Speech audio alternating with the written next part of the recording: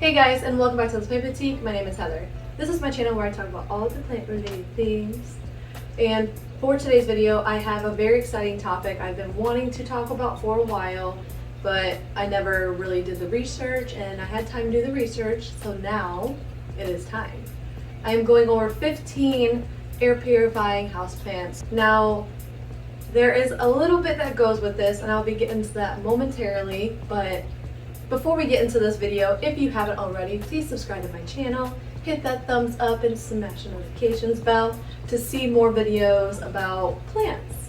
I really do appreciate it. You guys are amazing. Let's get started. So on this list, I have 15 air purifying houseplants that contribute to removing toxins and VOCs and all the icky stuff out of the air. The plants will help you.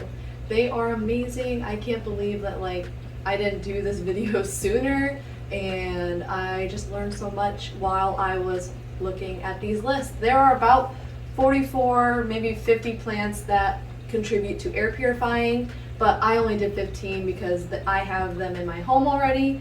Well, a good portion of them. I know there's probably 4 or 5, give or take, that I don't have at the moment because I've either killed them or I haven't purchased one yet. Air circulation plays a huge part in helping the plants. So opening a window every now and again during the day or at night, or having a fan on 24/7, which I do, and it's cool because a bug just slammed into my bay window. They do that a lot. Oh, you poor things. They've never seen it coming. Anyway, where was I? Oh yeah, air circulation.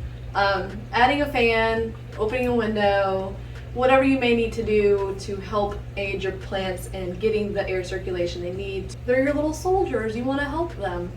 Little heroes, you know? As always, natural air is always better, but if you can't open your windows because it's hot as all get out outside and you don't want to melt, or it's too cold, during the summer I usually open my windows at night, so that works out, and I have a ceiling fan incorporated as well. How many plants do we need to achieve the max toxin removal? None of us really know. We kind of just play the guessing game, and I've heard people say anywhere between 5 to 20 of these plants, depending on the size of these plants and depending on the size of your home. It all depends on size. I recommend 2 to 3 plants per 100 square foot of medium-sized plants, or even just smaller plants, but the smaller the plant, the more you'll need. Bigger the plant, the less you'll need, because bigger plants, bigger leaves, more surface area equals more toxin removal. I hope this video is not going to be annoying for you guys. I'm trying my hardest without laughing and just having a great time with this, because I really wanted to do this video for you guys, and I'm really excited, and I had a lot of caffeine, and I'm very talkative. Today I will stay on topic. I will not derail off the tracks this time. Now, how do these plants remove the toxins? The plants absorb the toxins through their foliage and cuticles, and then it gets sent through their system for everything else to do the work. The root system and the soil system have microorganisms that help break down the toxins, and then it's just stored and trapped and it can't go anywhere. Last thing is soil. The soil will help remove toxins as well by binding it in the soil and causing the toxins to be stuck and it can't go anywhere, and then eventually just gets broken down. This is a very intriguing process for sure, and I love everything about what I am talking about because I didn't even know half of this stuff, and I'm really excited, and now it makes me want to get more of these plants because I really like the idea of clean air. And now on to the heroes. We are going to start with Pothos. Pothos are a great plant to have in your home because they're also a great beginner plant. I water mine when it's completely dry and almost to the point of looking wilted. I just recently watered this guy, so he's still a little peakish and he's coming back a little at a time. And I also have it in an east-facing window spot, so it's getting really good light. Making sure your plants have really good light. Also, another bug. Another one, there's 2. Oh god, okay, I need to stop.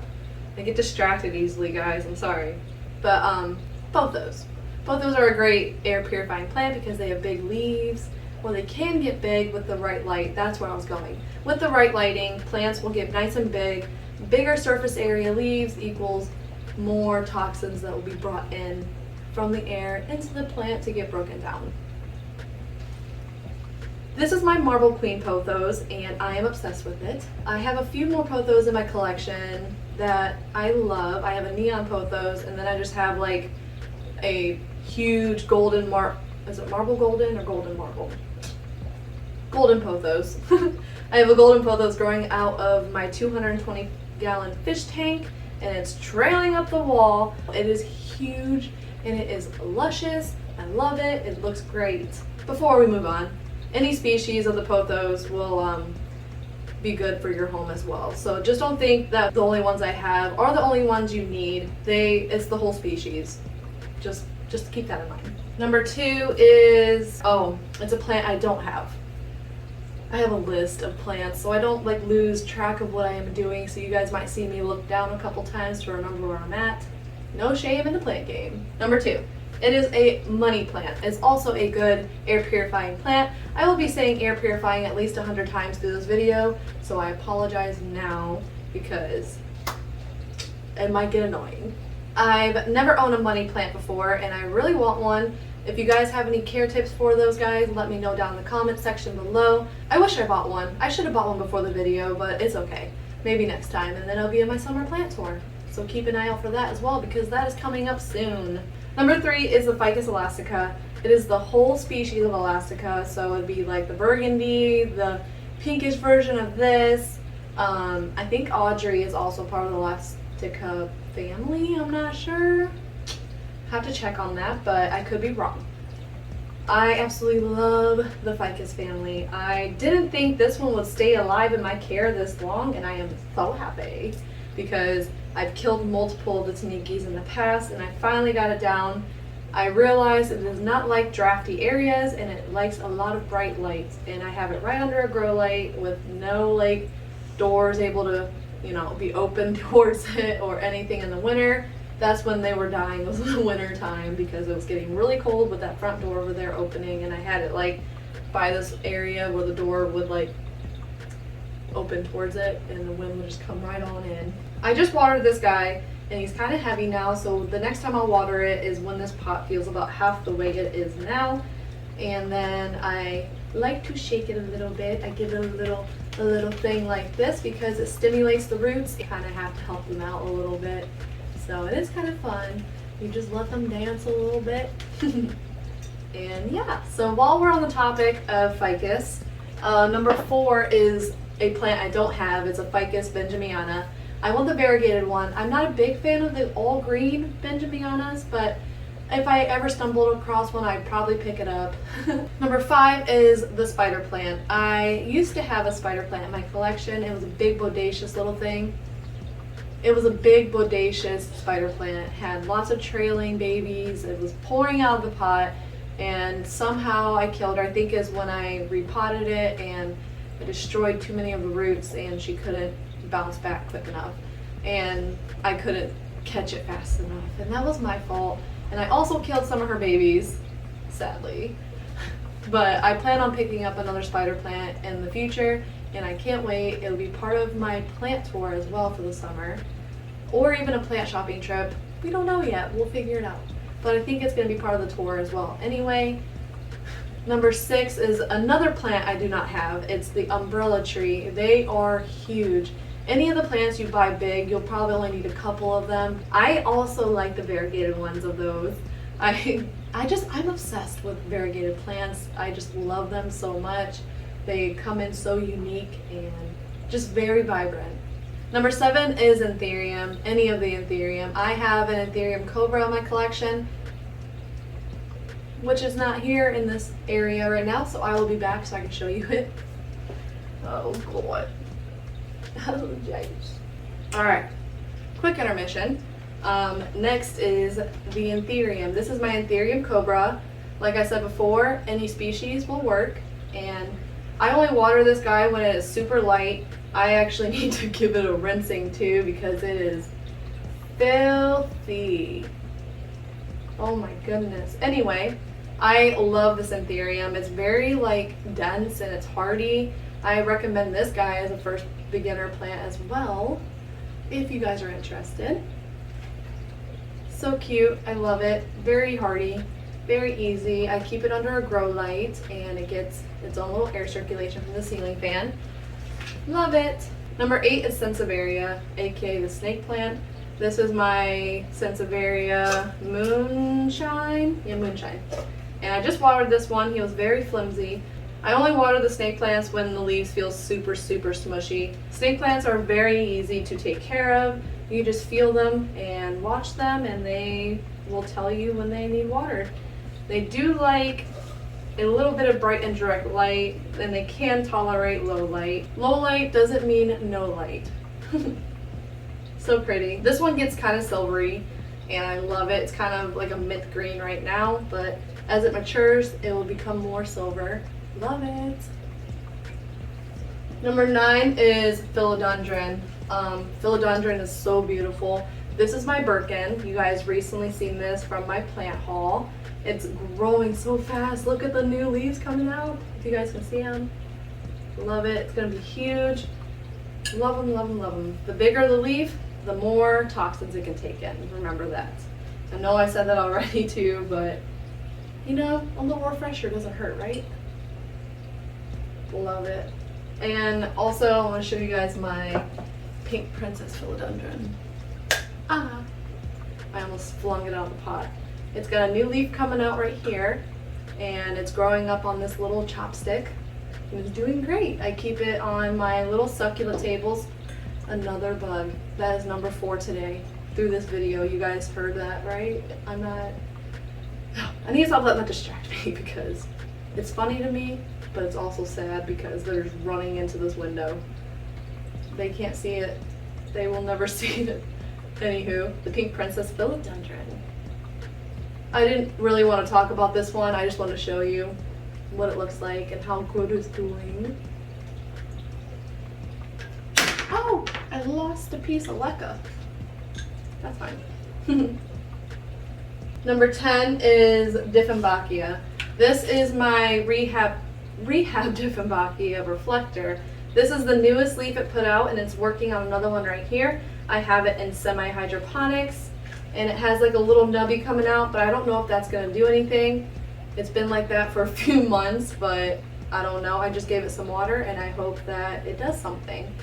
But the Diffenbachias are really beautiful. There's all kinds of varieties. This Diffenbachia reflector will have more splotches on it. And this is just it's a sacrifice leaf, I guess.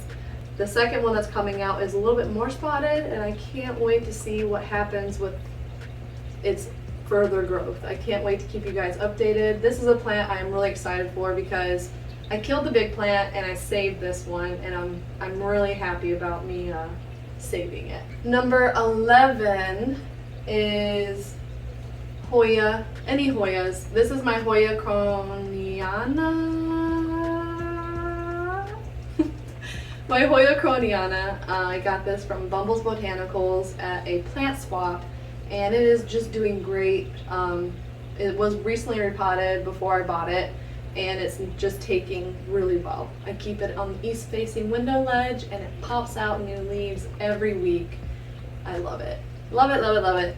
Hoyas, I did not know that they contribute to air purifying, and I have a bunch of Hoyas, so that's good to know. Hoyas like to dry out in between waterings. I use this as a rule of thumb. Just do the taco test. If they feel smushy or they fold in really easily, go ahead and water them. Also, fertilizing them with an orchid fertilizing mist is amazing. I've seen amazing results with them just shooting out new leaves left and right. But I recommend Hoyas for beginners as well. Even though they look intimidating, they're really not, and they're a really easy plant. Number 12 is also another plant I used to have, but I no longer have in my collection. It is a Parlor Palm, and I absolutely love those plants. I love the Parlor Palms. They are absolutely beautiful, and they get nice and bushy. I love the palms in general. There's so many varieties, and just so many varieties of all of these plants. I definitely cannot wait to get more Parlor Palms like bright and direct light, and they do like to dry out in between waterings. They are an easy plant, I promise. If you guys want one, I definitely recommend getting one. Number 12 is uglioNemas.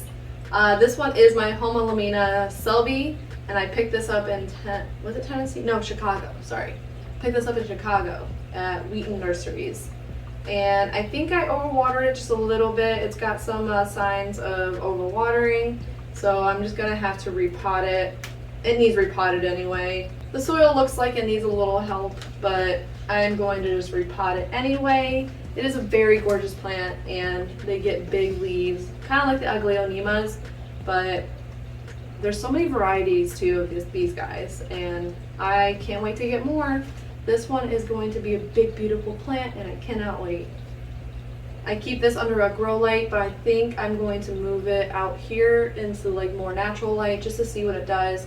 It does have a couple new growth points and some new leaves coming in, but I just want to help it out a little bit more and give it some better light, so I am going to be moving it at some point. Number 14 is the uglioNema. I love the uglioNemas because of how different each and every single one is. And this one is my uglioNema cutlass, and I love it. It is so pretty. I love the elongated leaves. There are a whole slew of varieties of the uglioNema, and there's so many beautiful patterns and so many colors and so many textures. It's just beautiful. And if you ever stumble upon any uglioNema, just pick one up. You won't regret it. Love it, love it, love it. So pretty. I water this guy when the pot is really light and the leaves are kind of drooping, and I wipe them off every once in a while. I do like to rinse them off more than anything because it's quicker. And with having a lot of plants, you want to go quick. You don't want to spend forever wiping off your plants every week, because life is life. You have things going on, and sometimes you can't always get to your plants in time, so just water them and rinse them at the same time, you know? I bottom water all of my plants for the most part, and when I rinse them off, I take them in the shower and kind of tilt them so I don't re-wet the soil at the top, because I'm trying to get rid of fungus gnats and keep them away. Bottom watering does help keep fungus gnats away, because fungus gnats like to lay their eggs in about the first 1.5 inches of soil, and if you let the water get sucked up to about right before the 1.5 inch mark, you're good. You're good. Don't worry. They don't like dry soil, and they won't lay eggs in dry soil. So remember that when you're watering your plants and what method you use. I like how that's turned into a little watering segment as well. I keep all my uglioNemas under grow lights, and they seem to be doing really well. And then last but not least is number 15. Number 15 are Calatheas. Calatheas, prayer plants, marantas, any of those species. They are all beautiful, and they are all unique in their own way. This is a Calathea rattlesnake, or lancifolia, and I love it. I've had this one since 2020, and it's definitely downsized a little. It's been through some traumatic events, and it's coming back slowly. I might give her some new soil because she's not looking the greatest and could use a little oomph, you know? They are a finicky plant. They are obsessed with humidity, and if you don't give it the right humidity, it'll start getting crispy leaves, and it's not fun, but they're still beautiful, and I totally recommend them if you want a challenge. I water my Calatheas when the pot is like halfway light, if that makes any sense. Calatheas, great plants, beautiful plants, love them. Keep your plants healthy and clean, and they will reward you with clean air. That about wraps up the whole segment for you guys. I hope you enjoyed, and thank you for coming back and hanging out. I really do appreciate it. You guys are absolutely fantastic, and I couldn't do this without you. I don't know why I'm just holding her like this. She's so pretty. Anyway, if you guys would love to see how I take care of all of these plants, please subscribe to my channel. Hit that thumbs up and smash the notifications bell. It really does help my channel get out there, and it throws me into an algorithm for plant lovers and enthusiasts like you. Or if you all just want to hang out, you know, I love that too. I hope everybody has a wonderful weekend. Stay beautiful. Happy planting.